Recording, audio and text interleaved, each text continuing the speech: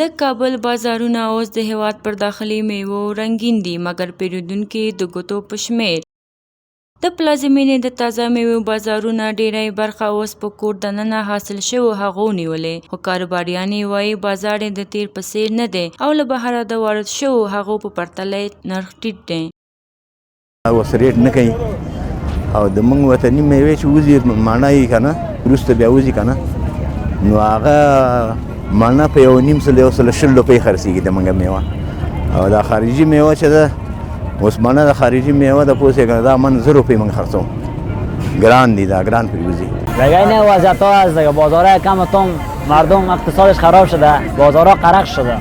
د شفتالو، آلوچې، هندوانې، زردالو او الوبالو ترخوا یو شمېر نورې تازه میوې اوس په کور دننه ثمر ته رسېدلې، مګر بازار یې هغسې چې باغ لرونکي ورته هیله لري ګرم نه دی. د خلکو خراب اقتصادي وضعیت، بیکاري او غربت هغه څه دي چې د تازه میوو پر دې مارکیټ یې اغېز څرګند دی، خو کاروباریان یې لا هم هیلهمند دي.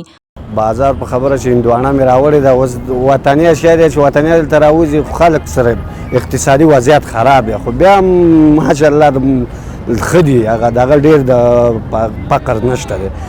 د تازه میوو سوداګر له حکومت غواړي که په کور دننه سړې خونې جوړې کړي نو ورسره به یې نرخونه ښه او ارباني شي چې له بهره میوې واردې کړي. دولت نه دا غوښتنه لرو پوه شې سرخانې موږ ته جوړ کړي اوس یې که نه چې هر میوه د موږ وساتل شي. موږ ایران او پاکستان ته مجبوریت نه لرو، خپله میوه مې به ما کار کوي. موږ ته دولت نه دغه غوښتنه لرو چې باید د قانون سره نور هم مرسته وکړي چې موږ د وطن تولید زیات شي، موږ د بهر نه هېڅ هم ونه غواړو. هند، تاجکستان، پاکستان، چین او یو شمېر اروپایي هیوادونو ته د هیواد تازه میوې صادریږي، خو پلازمینه کې لا هم بیې د پام وړ ټیټې دي. حسین صافی، موج نیوز، کابل.